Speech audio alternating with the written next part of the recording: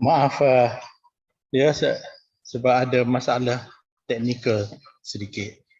So saya boleh mulakan sekarang. Bismillahirrahmanirrahim. Alhamdulillahirabbil alamin. Wassalatu wassalamu ala asyrafil anbiya'i wal mursalin wa ala alihi wa sahbihi ajma'in. Assalamualaikum warahmatullahi wabarakatuh. Selamat pagi, selamat siang dan selamat datang kepada semua. Pada pagi ini, sekali lagi kita berjumpa dalam majlis ilmu Manuskrip Melayu anjuran ISTAC-IIUM, dan kita berharap semoga majlis ini akan mendapat keberkatan Allah Subhanahu Wa Taala. Pada pagi ini, kita akan membincangkan satu tajuk yang amat menarik, yang jarang disentuh oleh para penulis di masa yang lalu, dan ini menyebabkan kita merasakan bahawa ia akan menarik minat tuan-tuan dan puan-puan sekalian. Sebelum itu, saya ingin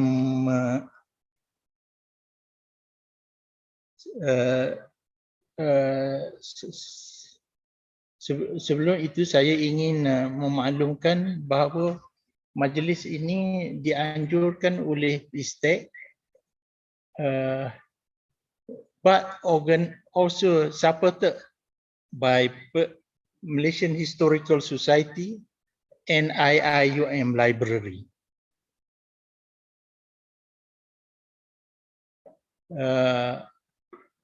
The topic for today is analyzing classical literary texts from religious perspectives. I will read a short note about the topic.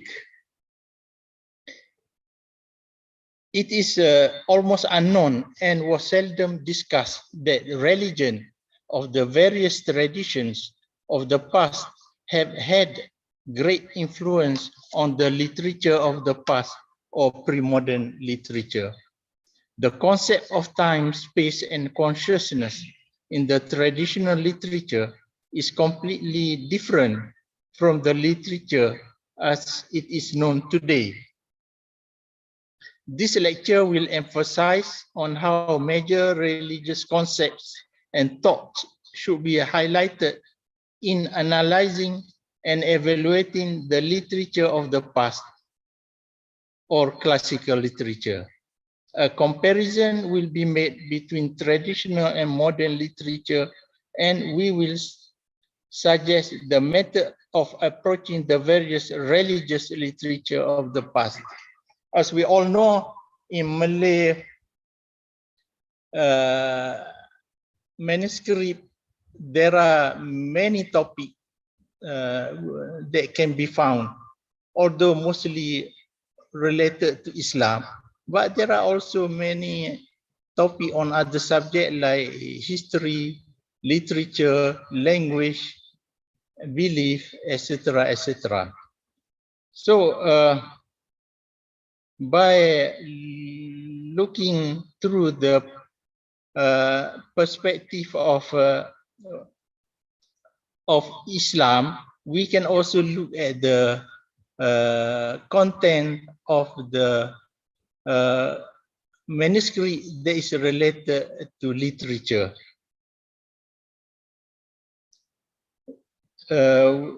We are happy to know that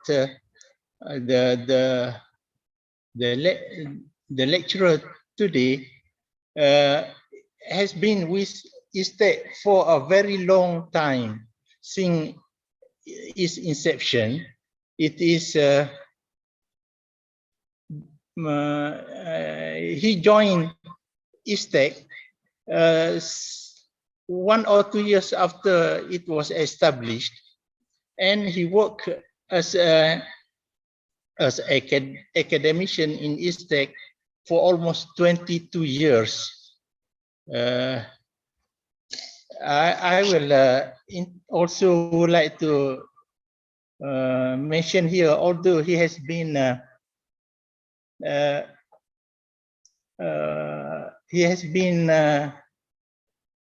retired. He has been retired for some time back, but he is still very active. In the recent past,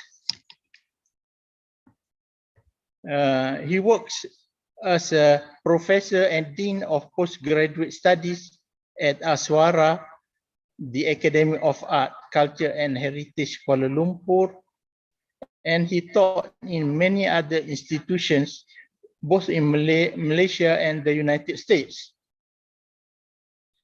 And presently, he is a distinguished fellow of Muslim World Research Center, Kuala Lumpur. He has written many books and research works, articles in journals, mostly related to Malay culture and heritage. So now I would like to invite Prof. Baharudin, Prof. Datuk Baharudin Ahmad to give his presentation. Please, Prof. Thank you very much. Thank you for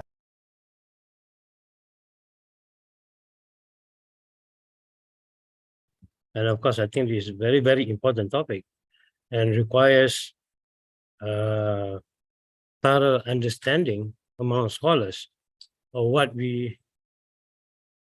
literature is, and traditional and modern literature. What are the meanings and what are the purpose? What should be learned for what purpose? Is literature just a free knowledge like what we used to say today, where you can just learn any knowledge without any purpose? Or it has some kind of purposes that ultimately to bring man to the understanding of life, of his own self, and as the way to return back to God, to the ultimate, to the spirit. Now, defining literature is depending on the time of history. In different time of history, literature used to be defined in a different way than it is today in the modern world, where literature has been cut off from tradition, that is tradition of the past, and the purpose of literature is to know our surrounding and the interaction between man and man, and man and society, and man and his product. Of course, in Europe, modern literature emerged out of this historical condition.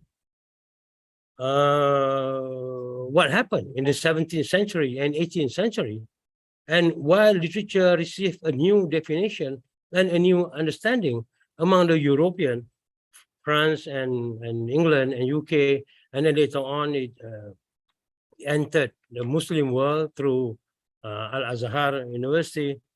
And after Al-Azhar University, since we have many people who were studying at Al-Azhar University, we have also been influenced by the modern definition and perspective of literature.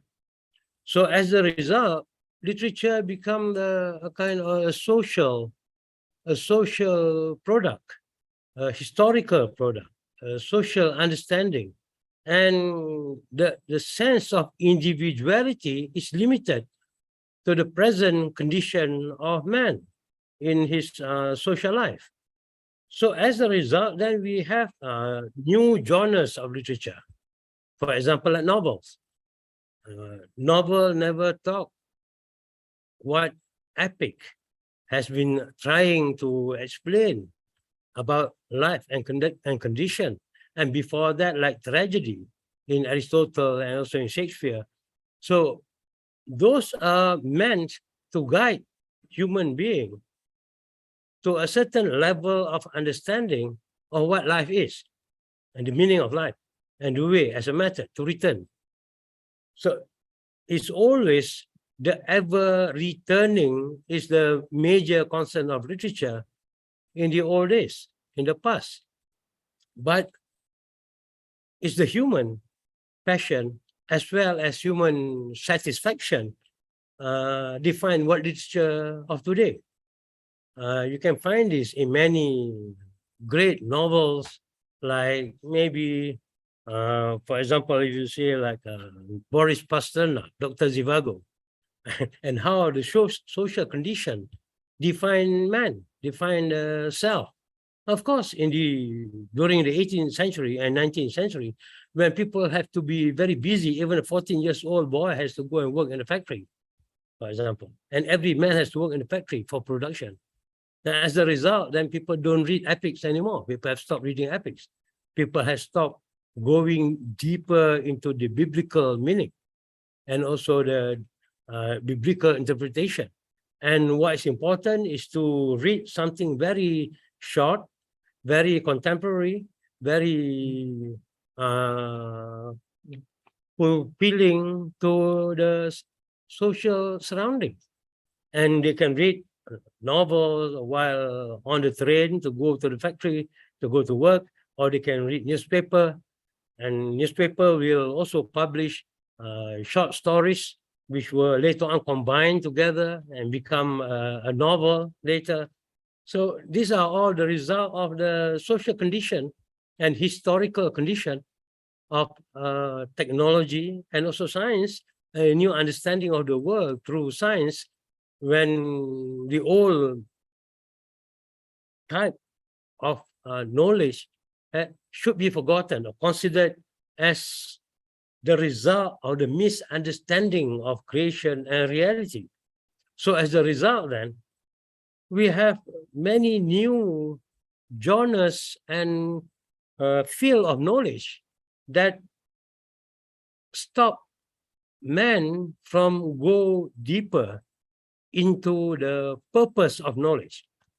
Of course, knowledge has a purpose, but of course, you know today that knowledge must not have a purpose. It doesn't matter whether knowledge has a purpose or not, and the purpose is to know, and what is knowing, and the purpose of knowing, and so on and so forth are all defined in an absolutely different way, in a different perspective.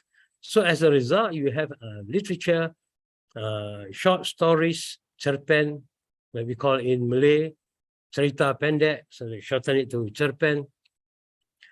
And we have like puisi modern, which talk more about independence, about the struggle of Malays, about what is happening every day, of course, about the individual inspiration and what they think and so on, but it is limited to the external man, you should say, to the external knowledge of man.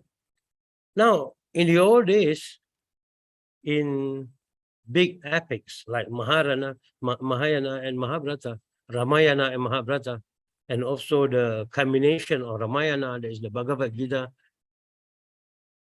and in many, many other things, which I will again touch later on. But in those epics, they were talking about the struggle of man in life, about the meaning of life and the stories about human struggle. Struggle for what? Struggle to know the meaning of what reality is. Of what reality is. So reality is a continuous struggle and war, external war, as well as the internal war, that indicate our soul is actually at the condition of trying to know ourselves through the external as well as through the internal. So literature is not simply a reading. You buy a novel and then you read one chapter and then you put it away. And then you read it again some other time. It wasn't a serious type of knowledge, but literature is something very, very important and very, very deep and very, very, significant in trying to understand the relationship between this present reality and the higher reality. Now, this can be seen in all the type of literature as well as culture. Now, we cannot talk about literature alone without talking about culture, and without talking about heritage, of course, but culture, the understanding, and of course, philosophy too. And there are different types of philosophy and hikmah, and especially hikmah is very, very important in Malay literary tradition. That's why Kitab Hikam Melayu became one of the most distributed work in Malay literary history, Kitabul Hikam or Kitab Hikam Melayu in Malay. Now, which indicate that literature is a field of knowledge, but it's not unrelated to the other field of knowledge, to culture also. Now, I'm saying this is very important because we are going to talk about other things also. Now, one of the things that I want to say, and I wish to repeat what I've said before in other lectures of mine, that I quote something that is related to Buddhism. Now, I said is the Borobudur in Central Java. Now, Borobudur is a place of meditation. It's not a temple. It's a place for meditation. Meditation to know what life is. Now, I don't mind giving an example from Borobudur, saying it's a very clear example of the reality of creation, reality of being in this part of the world, of course, and also in other parts of the world. It was a replica of the Angkor Wat, and Angkor Wat a replica of another temple in Himalaya, and so on and so forth. And people travel back and forth to those places. Now, Borobudur itself consists of 3 levels. When I visited Borobudur, I could see clearly that Borobudur consists of 3 levels. One level is the lowest level. That is the level of matter as it is, or materia prima. It's just matter without the human soul, or without the soul. So it consists of the 3 first levels of Borobudur. Just matter, nothing else. Then after that, we go to the second level, which is not square. Now, the first level was squarish. So on top of the square level, which I define as the material level of matter, you have the round levels. There are 3 round levels that goes round on top of that 4 level. And surrounding these 3 levels, you have all the stories, all the sastra, all the literature about life, about the struggle of life, about war, about travel, about struggle through travel, either to find a beautiful princess through happiness, or go through a struggle to win over a crown that has been taken away from you, just like the story of Bhagavad Gita itself, and also taken from the other literature of Hinduism and Buddhism, like the Kalila Wadimna, Jataka, and so on and so forth. And their story about the world of the spirit, how the world of the spirit, or how the spirit entered the body, and the body belongs to the spirit, actually not the body itself. So the king came to the small, to the the higher spirit came to the king, say, this small bird of yours, it's not yours, it's mine. But the king said, no, it's mine. What is the meaning of life without this spirit, the small spirit? So the king said, if you wish to take the spirit from me, you might as well take my body away, my material self away altogether, because it belongs to you. That's how the bigger spirit blew its spirit into the smaller spirit. That's the spirit of the individuals. And here, the example is a king, always a king that represents individuals. And which indicate in these 3 levels, there's a story of the struggle of life. And then you have the 3rd level. 3rd level is the highest level. you have freedom, the level of freedom. There is the level where Buddha was sitting underneath the Bodhi tree, or I think in Malay they call it pokok beringin. In Malay it's pokok beringin. He was sitting under the tree and received nirvana, or being free from all the levels of the world. So since there are levels in the world, there are levels in reading a literary piece of writing, because a writing is a representation. It consists of words, and it consists of stories when you put all the words together.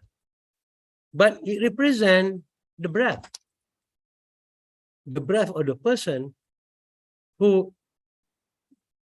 blow the spirit, or who impart the spirit into letters and into words, into language, into different plots in stories, and come to finally to a story. So there's something behind the story. There is a man. A man is behind the story. And who is this man? He is the one who received the inspiration, if you can say, regarding the reality of this world. So literature consists of level of understanding. It's not simply just a reading. So a reading of the words, the reading of the story, the reading of the sound, in order to understand what literature should be or is. Now, reading any classical text, Malay or non-Malay, or those that have been influenced by the greater literature, which Ananda Kumara Swami said is Desi and Marga. Marga is, he said, the highway, and Desi is the byway. Marga is the big literature, or the original literature. And Desi, like Malay word desa, is the byway, the path. The path that make literature become smaller, yet it indicates to the bigger literature. So there are levels of literature, as I said. If we take Borobudur into consideration, if we learn from the past, like what has been saying in the Ireland and Vikings tradition, as well as in the Hindu and Sumerian tradition, Egyptian, and finally Islamic tradition, that literature must always portray the reality that is absolute, the reality that what it should be. And it is a path, a knowledge, a branch of knowledge that should lead us to give the way, the indication to the earlier on. That's why in 1983, I think I wrote some work published by Dewan Bahasa. I said, Sastra requires Sutra, and Sutra requires Yoga. So I just put it in Sanskrit term, just to make people confused a bit, so they learn more. If I put it in simple term, they would do it. Okay, we understand this already. There's no point. So I said, Sastra requires Sutra, and Sutra requires Yoga. So Sastra must be connected to the self through the understanding of the various levels of meaning within the self. Of course, in Islamic tradition too, we have level of the self, the nafs, anfus, nafsu, at least amara, lawama, mutmainah, at least 3. Some have like 5 levels, some say 7 levels, some say 9 levels, like the level of the planets in the past in Greece. But there are levels, and there are levels of understanding. As a result, then you have this Sastra, Sutra, and Yoga. And in yoga also, there are different types of yoga and so on. There's special yoga for Bhagavad Gita, for example. That after the big war, this is what the hadith of the Prophet also said. You, at the end, or you came out from the smaller war and entered a bigger war. And the companion asked him, how could there be a bigger war than what we had just now, before? And then the Prophet said, it's the war with your own self, the struggle within. In order to achieve understanding, that's why there must be a struggle within.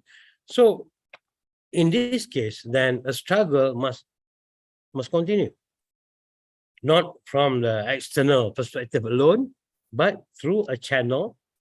And in this channel, there's the sastra to the final end. And this is the whole story of Bhagavad Gita. Bhagavad Gita is the conclusion of Mahabharata.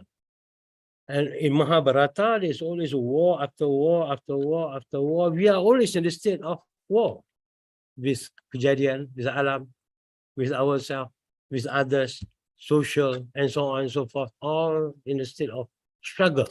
And we are in the state of struggle since we have been imprisoned in this world. So we are always in a state of struggle, definitely. We are made of earth, and then God blew into us of a spirit from him. So it's just the same thing. We are the matter or the bodily self. Once the spirit enters it, they become alive, but not totally alive, but there's a kind of life. It has a life, a preconditioned life, a preconditional life there, and not the absolute life. And we have to struggle to come out from this, the cage of the body, in order to enter in order to be free. I want to say, free. That's why. That's why then I say there are different definition to literature, and literature is very, very important. Classical literature meant for a certain purpose, not just for writing alone, not for the historical condition alone, but for the individual self. Finally, ultimately, that's why we have a lot of writers in the Malay world. If I want to give the example on Malay world, then we have writers who talk about the mystical philosophy. There are those who talk about cerita, about hikayat. And hikayat is meant for everyone, yet for the understanding of every single person. A king is just, as what Kumaraswamy said, a king is just like a prototype. He is not a king, but he is a man who is a kshatriya, a man who take upon himself the purpose of governing a government and to defend the government from an external enemy. So he has to be a kshatriya. The higher one is, of course, the Brahmin. The Brahmin, they are just for the purpose of knowledge and nothing else, not like the kshatriya. So I said there are levels. That's why I said there are levels. Since there are levels, then the Gita, the Bhagavad Gita, the sacred song, talk about it. Talk about the inner struggle. He talked about Arjuna, who were confused. What is the meaning of life? Why must I enter a war with my cousin and with my uncles and with my grandfathers and with others? Why must I enter all this struggle? What is the meaning behind this? So Krishna was advising him. Krishna is like the middle world, the middle kingdom. He was Arjuna. He was advising Arjuna, saying to Arjuna, this is what life is all about. You have to go through this struggle in order for you to understand the higher meaning of life. And life itself is like a middle world. Life is a middle world. Being is a middle world in comparison to beyond being. So in order to establish an epistemology for literature, classical especially, we had to take into consideration of what literature is, the knowledge of literature, the purpose of literature, and why we are reading various forms of literature in this part of the world or in the other part of the world. Now, the Gita was talking about the human struggle, and it was translated into Malay, I think in 1930s by where the Raja Pujangga, Amir Hamzah. It was translated into Malay by Amir Hamzah. And surely Amir Hamzah must have been thinking about all this kind of thing. And his poem, Nyanyi Sunyi and Buah Rindu, were talking about this also. What's the meaning? Why we are here, and why should we struggle? Why should we go against someone else? Why should we go against this and against that? So if we want to know the meaning of that, then we have to enter into the philosophy of being as it has been discussed before, not well known, but discussed before. For example, like Aristotle or Plato. If you compare Plato and Aristotle, then Plato talked about the man in the cave. He was talking about the cave. The cave is so close, like this one. Then people look at the other people inside the cave itself. They cannot go beyond it.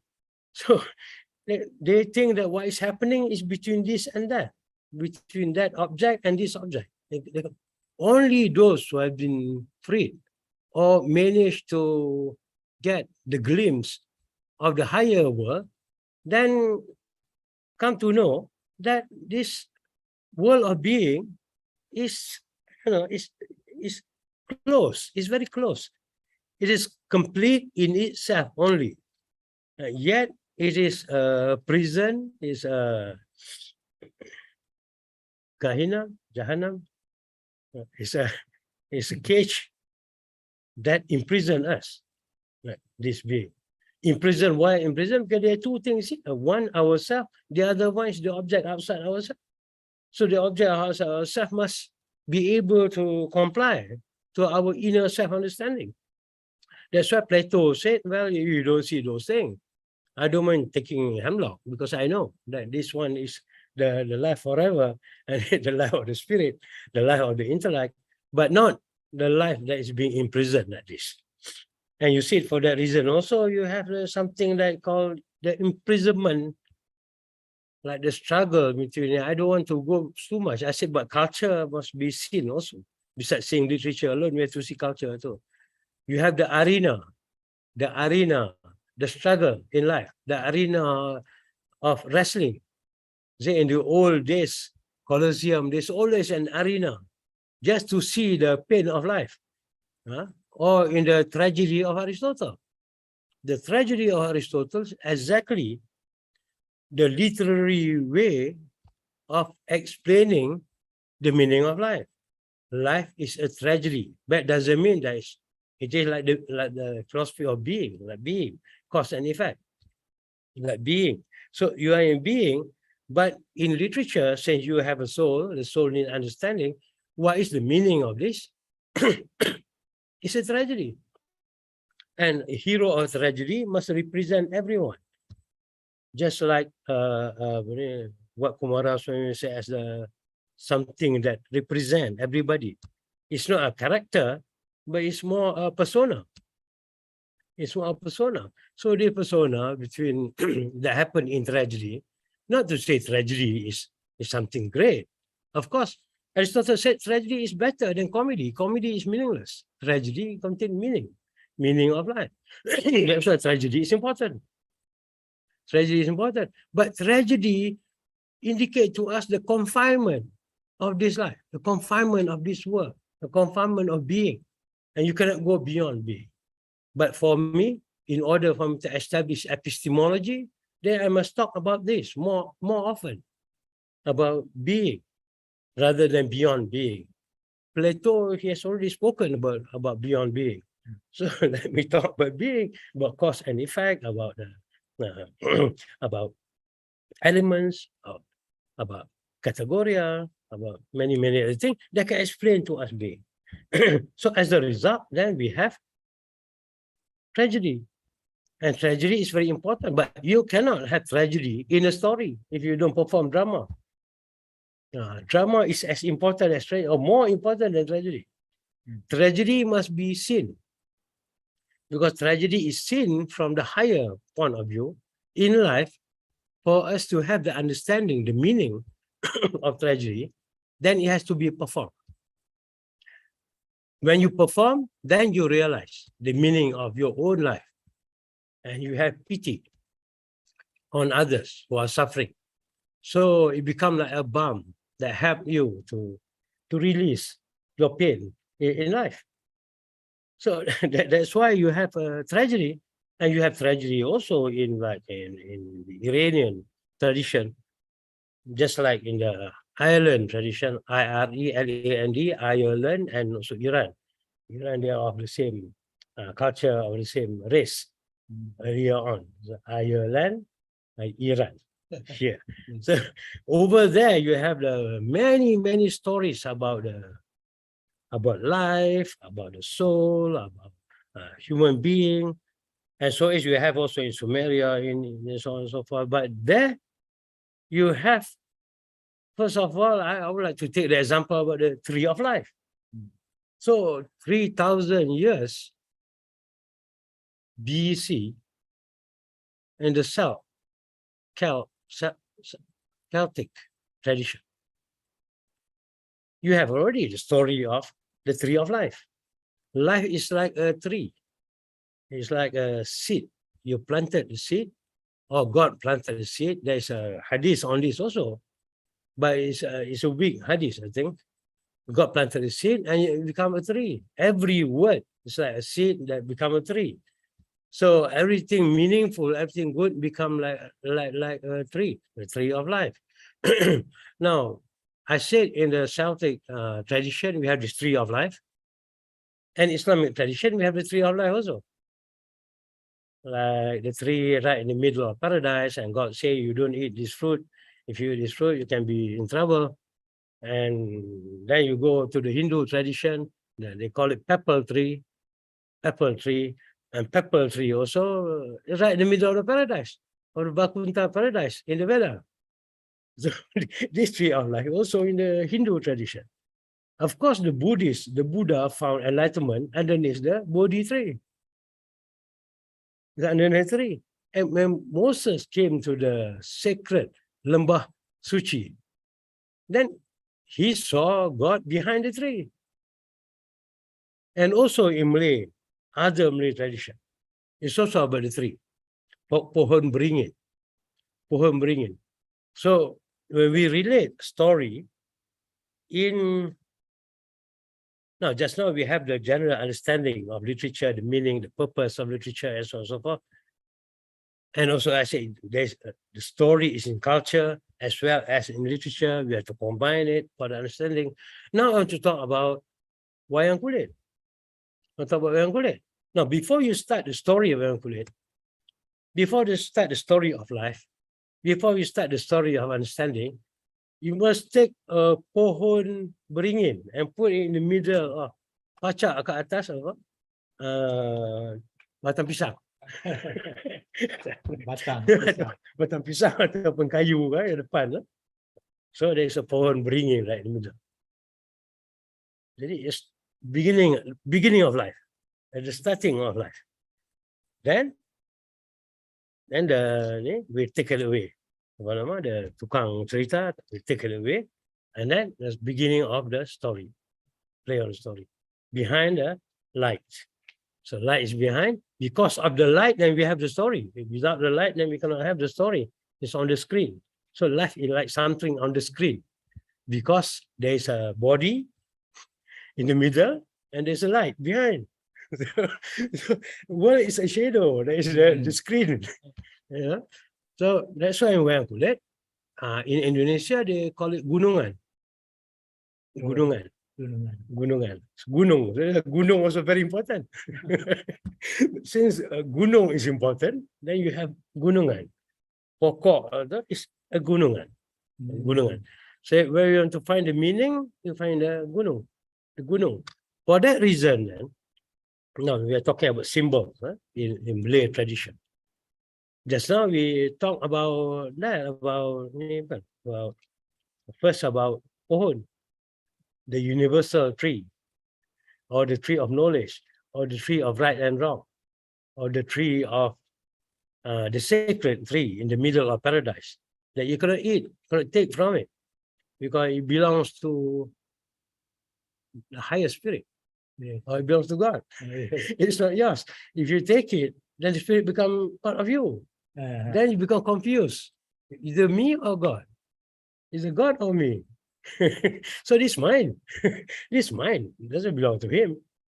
So as a result, become confusion. The three that cause confusion. The three that cause us to think, of course. So it become three of knowledge. Now, just now about the wayang kulit.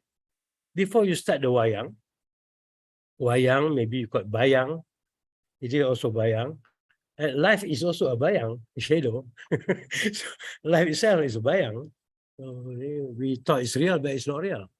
From this point of view, from the mystical point of view, from science, it's different. Now we can talk again about it, but the bayang is playing the story. But it's up to the dalang to play the story how. You cannot play your own story.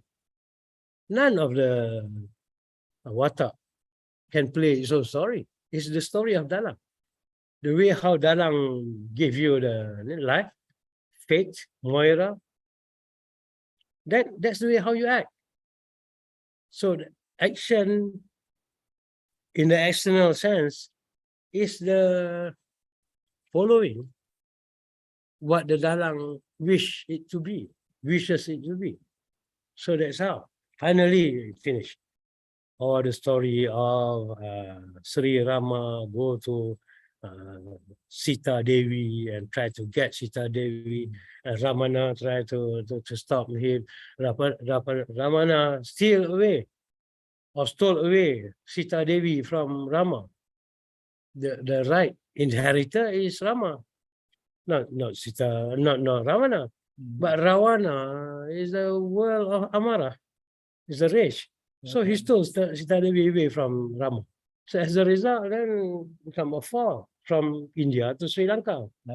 Yeah, how the story goes. Yes. But we are fallen men, just like the same thing. Hanuman, with the help of Hanuman. It's always the third entity as a Hanuman. Help him, assist him. The half human assist him. So after the story, then the light is still there, stay there. And you have to take the gunungan and put it back until the next story. So life is always a story after a story, after a story, after a story, after a story. So it's cyclical. It is cyclical.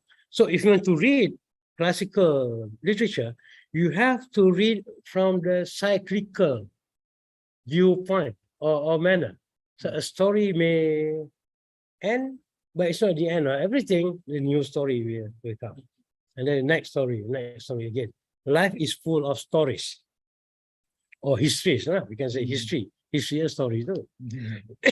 So in all the literature, then it's a story about this and that, but represent the bigger story. It's a story of man, the story of creation, the story of light is behind everything. God is light, and his light is light upon light. The Quran says he is the light upon light. He's the highest of all lights.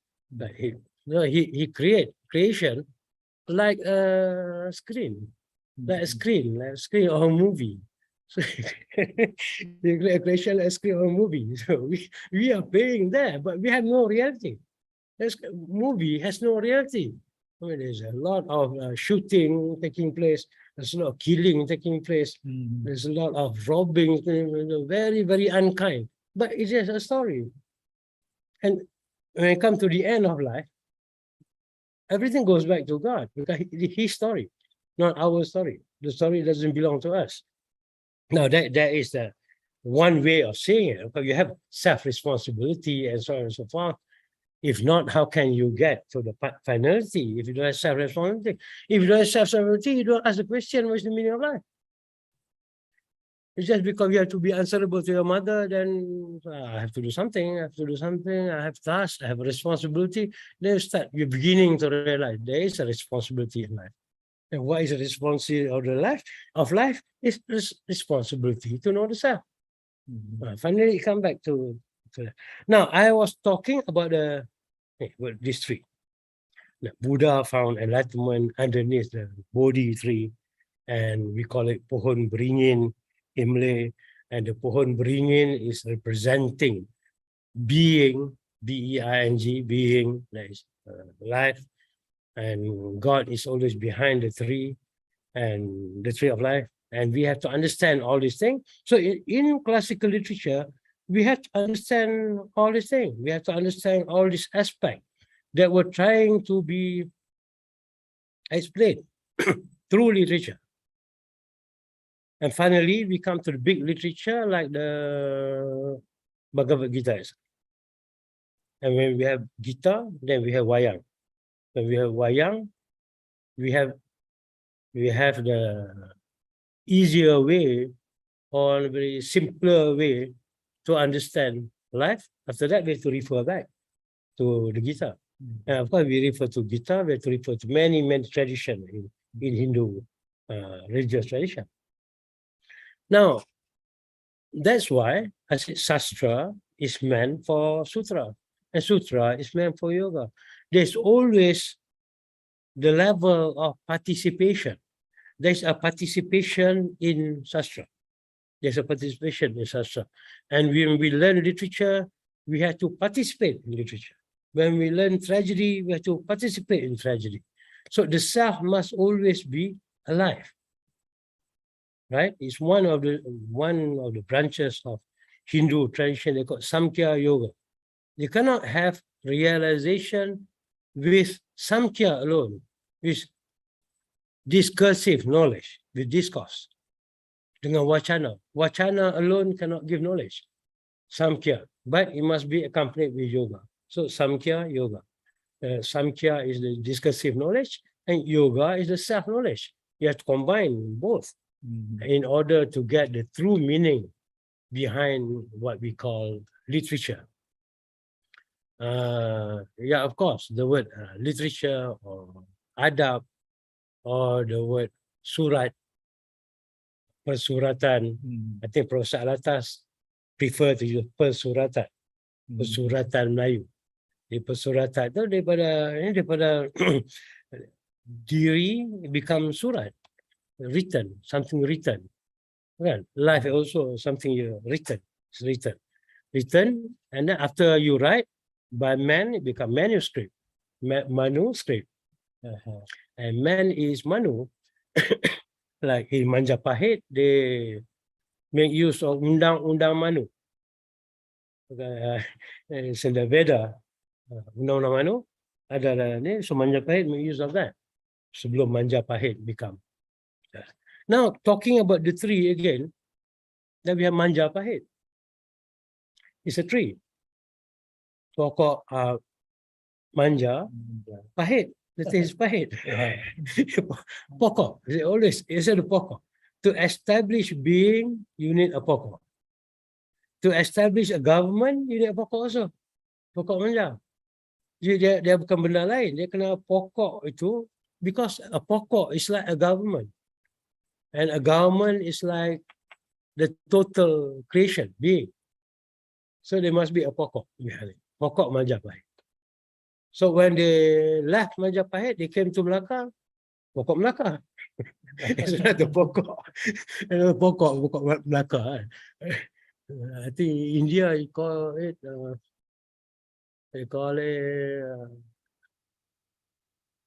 I can't remember now. In Melaka, it's called Pokok Melaka, Pohon Melaka. And why Pohon Melaka? Because certain event happened, and the Raja saw certain event.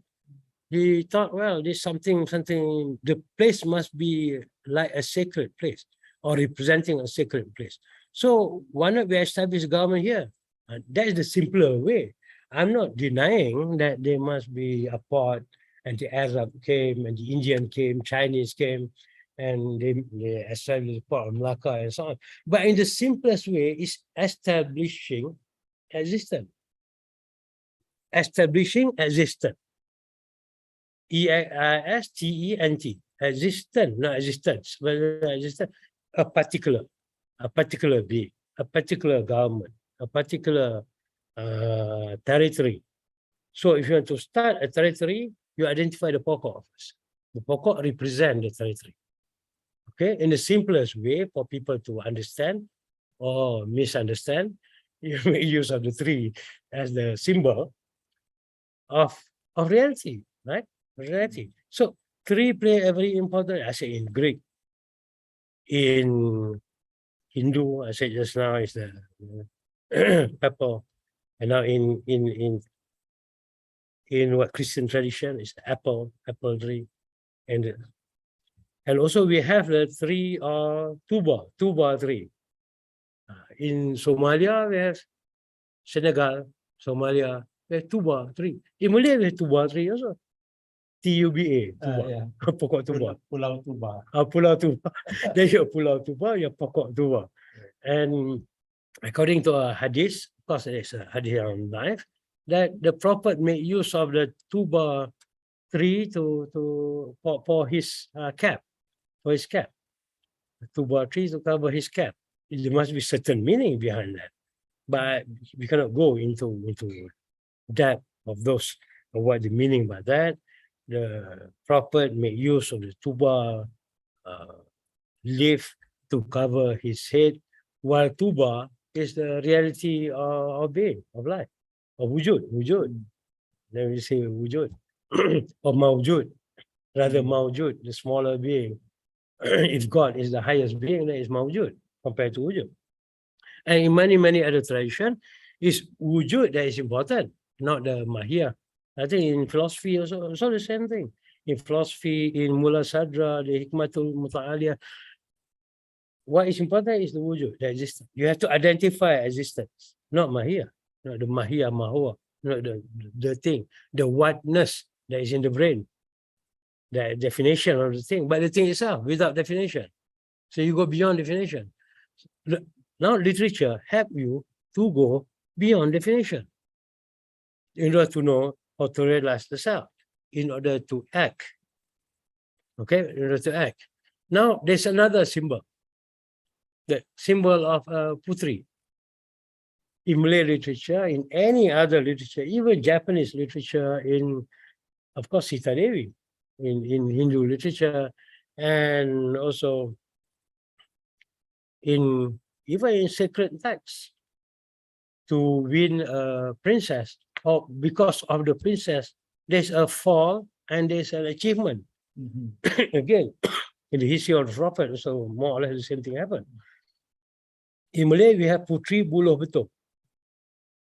Putri Buluh Betul. Putri Buluh Betul is very, very important because it is a straight tree, a bamboo tree that is hollow in the middle. And the Putri live inside the bamboo tree, like the soul living inside the human body. So it is a Putri because it's a soul. So because jiwa, then dia kena female. Kalau dia matter, male. But jiwa is female. And then when you return back, the soul back in the form of female. Sebab itu tanya Ahmad binti apa nama mak? Bukan nama bapa. Bapa belong to the being. That is one of the analogy. I'm not saying people say, well, if your father can be anyone, your mother is your mother. If you look for a different point of view, your father can be someone else. So we spoke about that, and also we spoke about water. There's a lot of symbolism of water, of the middle world. Water also represents the middle world. Sungai, laut, juga peparitan. Semua tu. So it came from above, air, dia mengalir, dia jatuh ke laut, like universal soul. Laut is big. The place where we return. That's why I think Prof. Hatta also mentioned about rain that recurring. It come back and go back there. It come here, it go back there, like knowledge, recurring. Soul is always it came from above, first of all. Then it's part of the ocean. Then after the ocean, it enters all the rivers. It enters all the rivers. So when we die, our soul return back to the ocean through each river, through the river. So the smaller, the minor soul enter back to the big ocean in order for it to be together with its original self. Now, all this tradition you can get in Plato, also you can get in, but interestingly, you get this in Bobo Hizan in Sabah, the tradition of Bobo Hizan. So in the tradition of Bobo Hizan, if someone passed away, or someone died, then the body will be taken to a lodge where they say all the prayer, orang asli, the prayer of orang asli. From that place, the soul, the body, inside its carrier, will go through a river. And the people will continue to chant, until the river face the ocean or meet the ocean. Once the river meet the ocean, the soul will enter the universal soul. And then the chanting will be very, very intense. The chanting will be very intense to say goodbye. To say goodbye to the soul. Because now the soul entered the ocean already. Okay?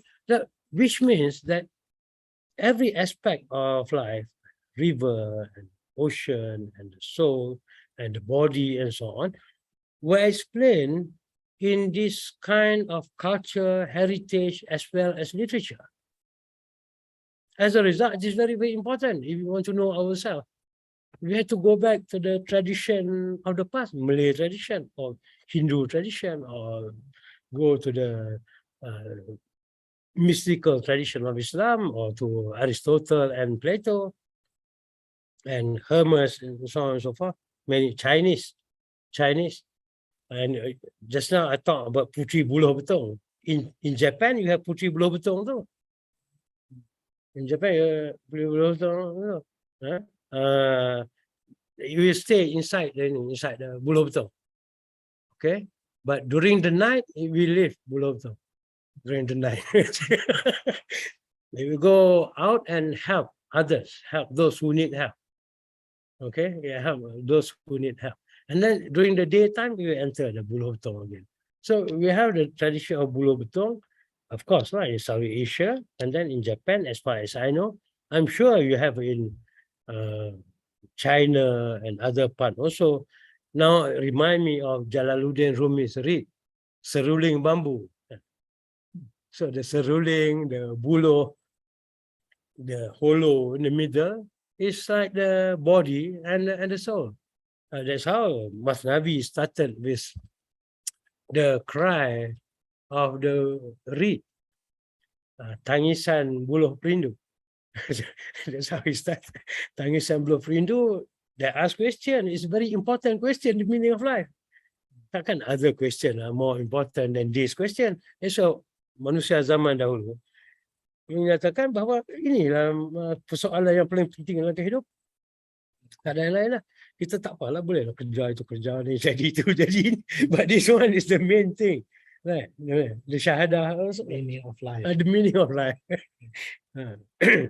Shahadah is simply saying that. There's no God but God. There's no self. There's no you. You are the shadow. You are just the shadow. That's what the shahadah was saying. There's nothing else. Tak apa, balik kepada Rumi dan Buluh Betong. You have a lot of Buluh Betong dalam kesastraan Melayu. And then you have, as I said tadi, the water that represent the soul also, that move from one place to another place and back to the ocean. I'm sure in other traditions you have the ocean is very important.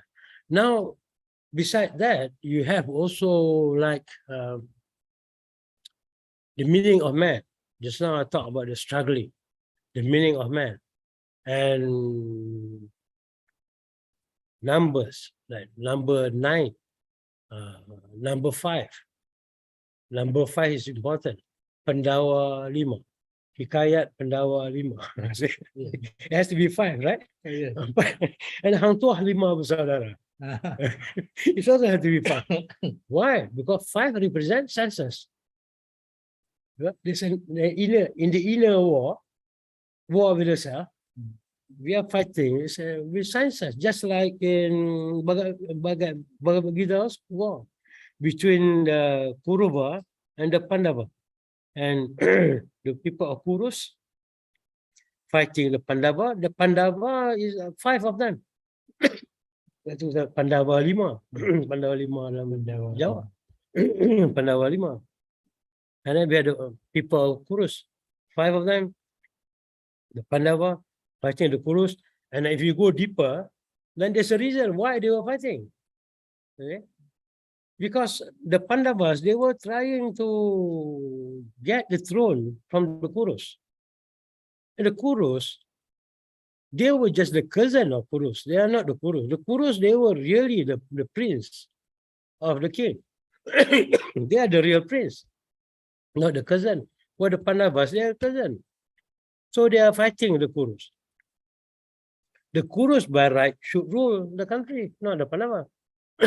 But the Pandavas, when they become the form of being, then they try to struggle against the Kurus. When they struggle against the Kurus, there was war. The war between the right heir of the throne and their cousins. This war is all about. So when we talk about this, about the symbol and so on and so forth, then we are talking about the classical Malay literature. Of course, we have sloka, we have pantun, we have, and their nature also. Like pantun, for example, you cannot stop. You must carry on, carry on, carry on. Like the story of wayang kulit. The story of wayang kulit is a continuous, because life is a continuity. This life and then even next life is a continuity of this life. One era is a continuity of this era. History is a continuity. That's why it's called Shajara. It's another tree, you know. Shajara is a tree. And we have the Shajara, the title. Shajara. The Shajara is a tree. So it's a continuity. We have pantun, the nature continuity. We have sloka, the nature is continuity. We have like Babalas pantun. We have all the forms of art of the Eastern man, and in the Malay world, it's a continuity. It's a continuous process. It's not like novel or short stories, as I said earlier on. In novels, this man is this man. It cannot be other man. Yeah, it is a character of the hero. Then the writer will paint the character of the hero in the best possible way. Dia pakai baju warna apa, rupa dia macam mana, rambut dia macam mana, karakter dia macam mana, sifat-sifat dia bagaimana. This is the hero. The hero has to be portrayed as exactly as man as he is. Not what he represents, not his persona, but himself. Heroine has to be a heroine. Now I'm going back and forth a bit. Yeah, I was talking about traditional, I come back a bit about modern. Then as a result, then we get dalam Hikayat Faridah Hanum. It's a real man, Shafiq Effendi and Badaruddin Effendi and Faridah Hanum herself. And the story goes all about women emancipation and so on. What happened? Because they copied from Egypt, or they created after the understanding of Egyptian tradition. Al-Manar, Abdul, Rashid Ridha, modernization of Islam. So benda tu sangat temporal, not the real thing. And of course, these people, they copied from French and English. Now, we come back to the traditional. I said just now, you have pantun, you have sloka, you have gurindam, you have kata-kata hikmah, you have many, many things which we have to go into one by one. But the more important, the marga of literature is what was brought by the Sufi tradition. Why I say Sufi tradition? Because that was the most widespread and read by almost the whole population of South Asia, from Ibn Arabi to Ibn Ata'Allah Iskandari. All their works were ditafsirkan semula, was reinterpreted by Malay writers such as Hamzah and Nuruddin and Shamsuddin Sumatrani and Abdul Rahman Singkel and so on and so forth, Muhammad Al-Banjari, Tok Pulau Manis, Abdullah, Tok Pulau Manis Terengganu, who wrote and translated many work of Ibn Ata'ala Iskandari into Malay. I know three works of Ibn Ata'ala were translated into Malay. Kitab Hikam Melayu, and then Tajuk Arus, and then Miftah Al-Falah. Ini tiga-tiga diterjemahkan bahasa Melayu. Dan yang paling tersebar, the most widely read is Kitab Hikam Melayu. 107 times republished. Yeah, 107 times. Important text, yeah. Very, very important. It's a major text. Even kalau nak if you want to look from the point of view of the text, which is more influential, Hikam is more influential than Hamzah Fansuri. He's more influential than Hamzah Fansuri or Nuruddin Al-Rani. Because Hikam is more established, read by ordinary individual, read by people in the mosque until now, read by among the circle of friends until now in the mosque, at home, and so on. Now, of course, I mean, the method of knowing how important a literature is, there is also a different story. You know literature by reading a book, but you know Kitab Hikam Melayu by going to the mosque, by coming back to the house, by yourself reading, by referring to your guru. So what we call as reading, a reading of literature, is totally different between classical and modern. Okay. Now, I said the bigger. How long? I give you another 5 minutes. Okay. Thank you. So I can stop. So you have the smaller, we consider as smaller, the Desi. That is the literature of the past, which may be important also. Now, I'm not denying that. I don't want some Malays may think, why are you bringing back all the Hindu stuff before, the Buddhist stuff before, and you are dangerous. Sometimes they may say that way. But we are talking about the content of those things rather than trying to influence people, not for the purpose. Now, if we have those traditions, and we have those traditions of the Hikayat Melayu, dan peribahasa Melayu dan pantun Melayu and so on and so forth, local. Then we have the hero which came from nowhere, right? Kata Sahibul Hikayat. Tak ada term apa ke, Jaf apa ke. Just what you say. Sahibul Hikayat is just like a dalang. You mean? Sahibul Hikayat, kata Sahibul Hikayat. So it represents men in general. So that's the nature and the plot and so on. I cannot go into that at the moment. Then we have the Islamic tradition, which also in a way talk about what has been spoken before. Now we have Hamzah Fansuri, Nuruddin, and then we have Shamsuddin. We have, as what I said just now, it reminds us of what? Ibn Arabi, the student of Salahuddin Shirazi. It reminds us of Rumi, it reminds us of Abdullah Iskandari and Ad-Darkawi, Shah Ahmad Al-Alawi, and so on and so forth, which indicate that classical literature, if you want to call it classical, before we don't say classical or modern, ini Choo, we start cakap pasal classical modern ataupun Zubair Osman. And then bila kita belajar semua, Winston also talk about classical modern. Before that, people don't talk classical modern. But yeah, Winston trying to show the influence of the Western. He said, ni classical and modern. Choo even worse than that. They say, well, the classical you just throw away. No point, just talk about concentrate on the modern alone. Modern alone. And of course, many what we learn in school and so on, we don't give proper attention to the classical. We only care about the modern, right? So I said, now we have the Islamic tradition. And it is very, very important.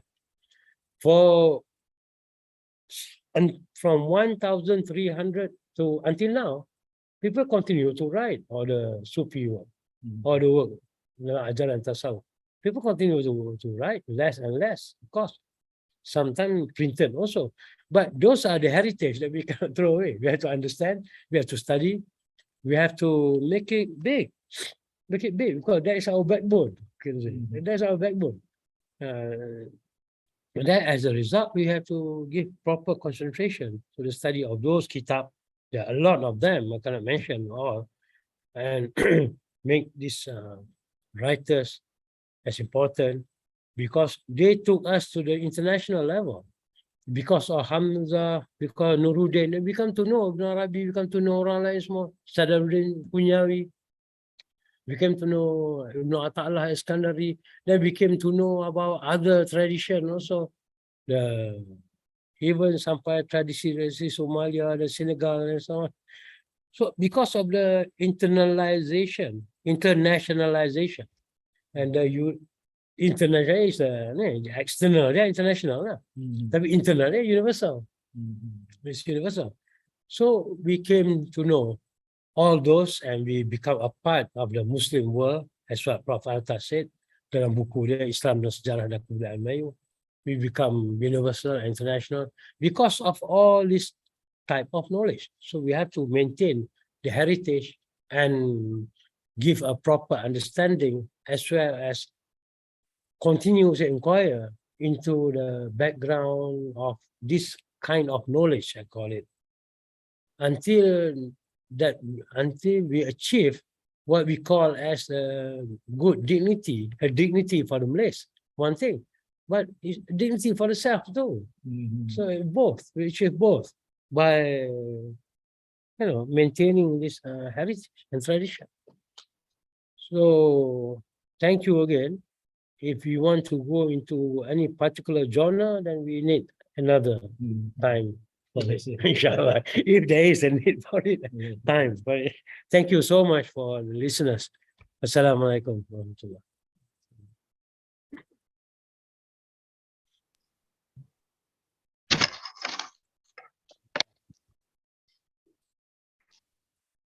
Thank you very much, Prof. Datuk Baharudin Ahmad, for the very illuminating and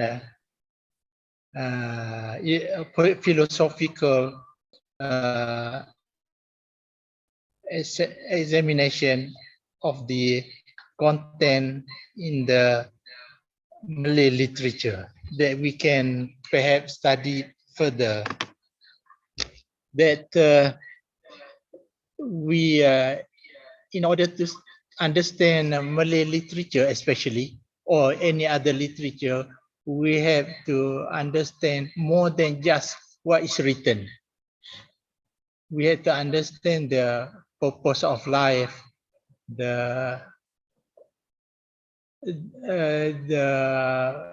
existence of God, and the symbolism, etc., etc. So I think for the would-be researchers, maybe this is an important new approach in the study of literature, because in Malay there are so many manuscripts on literature or something that is related to literature. So our speaker today has given quite a long thought on this subject, and I think he has more in his mind, but I think that we can reserve for the next lecture in the future. Except that I just want to ask Dato, this I remember about this Sufi Syair written by Hamzah Fansuri. There are so many symbolisms, such as he was talking about Syair Perahu, Syair Burung, all this. I think it is a much deeper meaning besides just a text.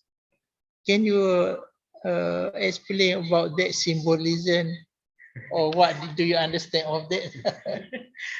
I can only explain according to my understanding. Of course, there are many other people who can explain too. Now, Hamzah, besides Arabic, then he also talked about this Syair Perahu. Yeah. I think in that Syair Perahu itself, he mentioned that the Perahu is like a body. It's like the body.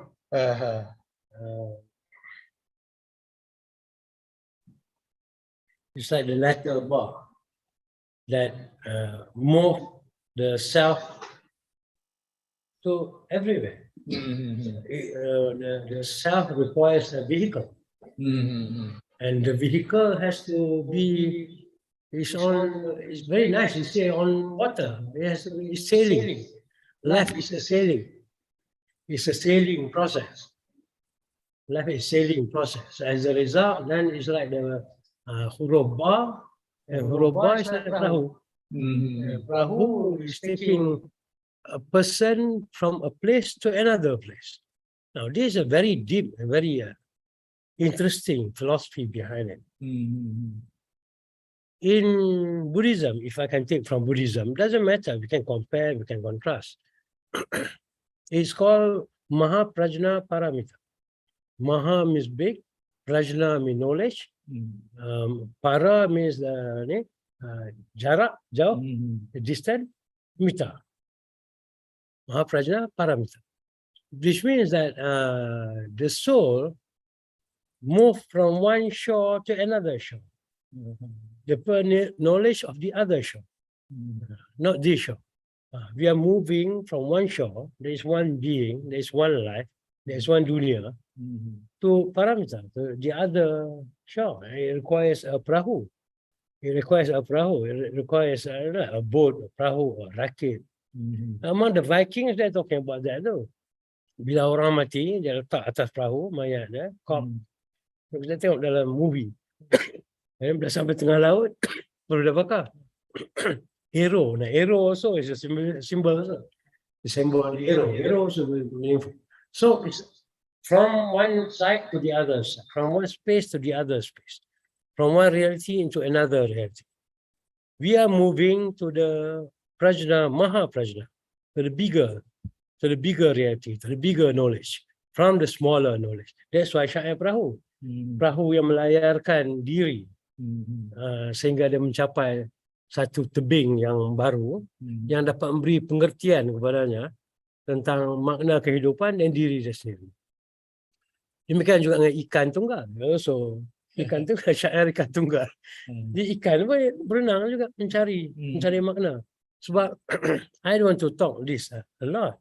But this life is like dalam air. It's an illusion.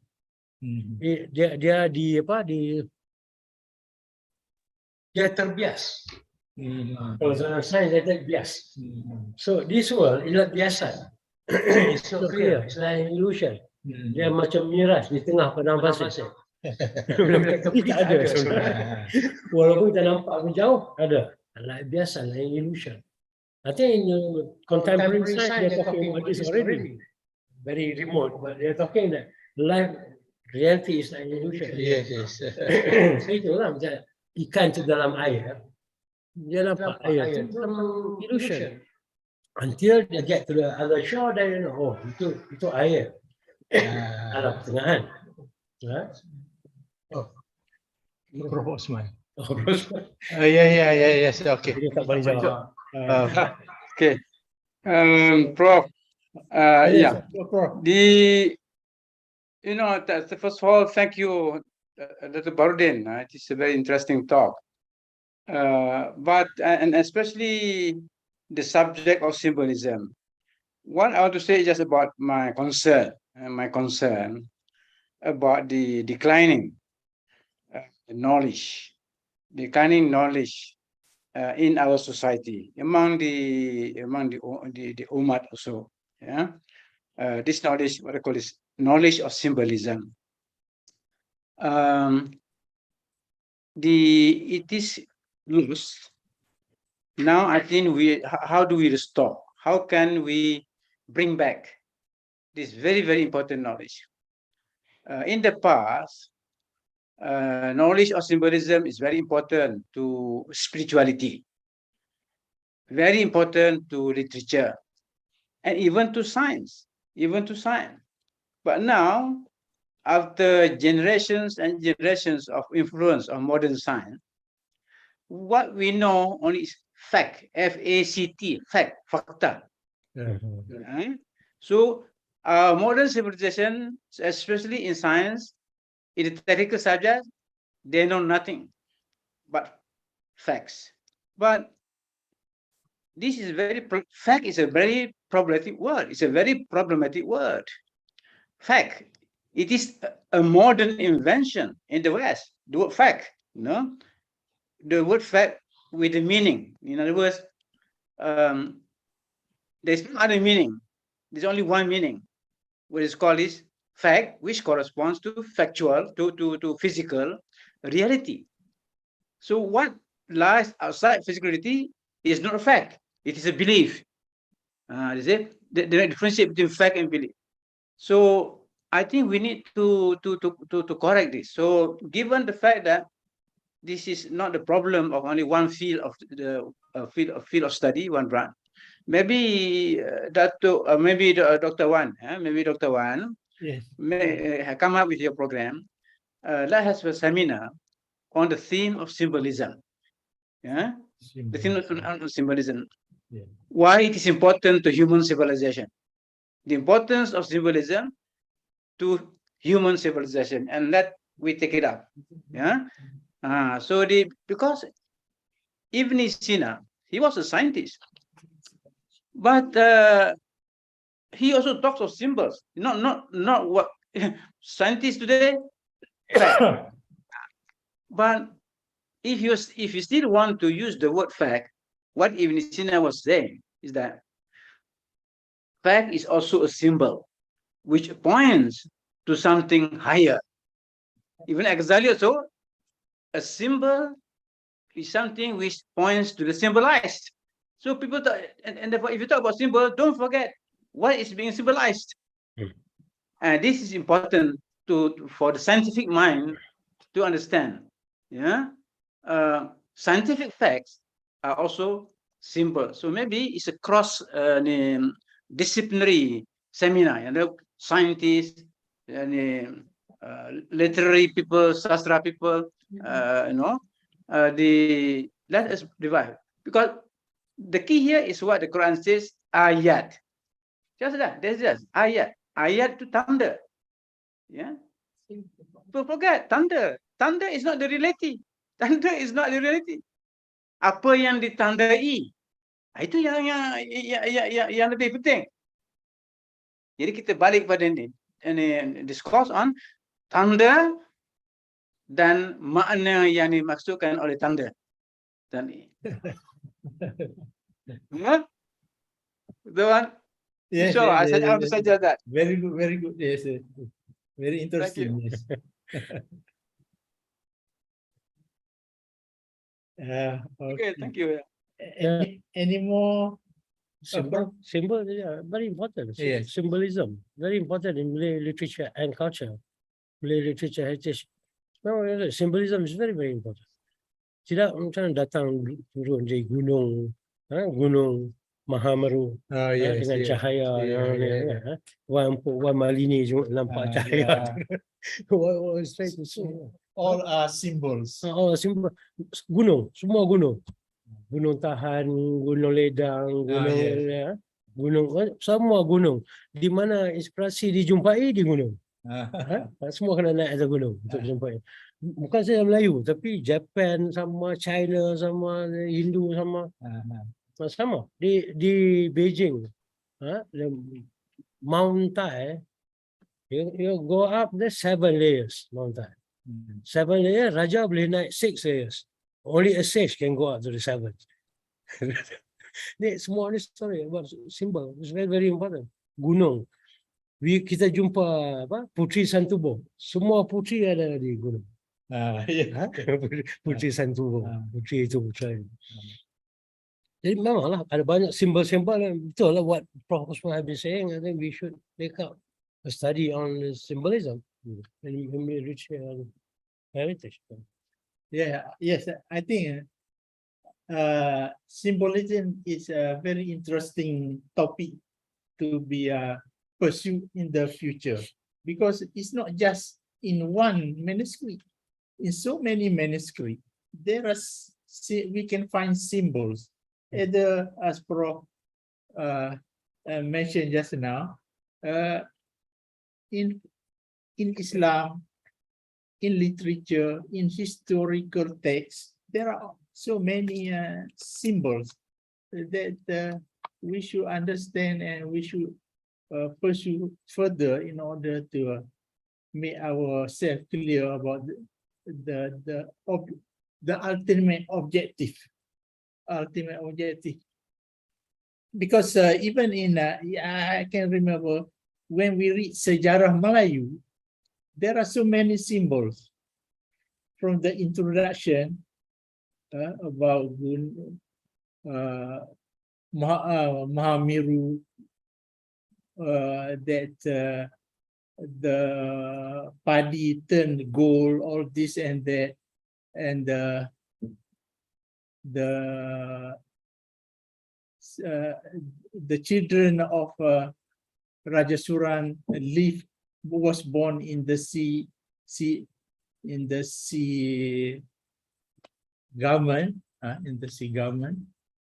etc., etc. And later we can see the symbols of when the author would not like to criticize the rulers directly, they use symbols. So there are so many things to talk, to study further about the symbols. So we have overtaken the time reserved for the talk. Anyhow, if there is any more question, please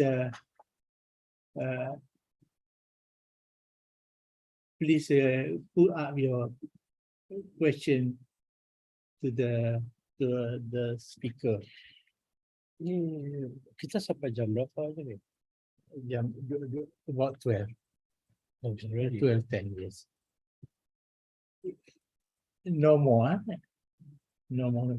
So I think it seems that we come to the end of our lecture today. Thank you very much for all who attended this lecture, and especially to our lecturer today, Prof. Datuk Baharudin Ahmad. So on behalf of the audience and of ISTAC, I would like to convey our gratitude to Professor Datuk Baharudin Ahmad for his cooperation in being the lecturer for today on a very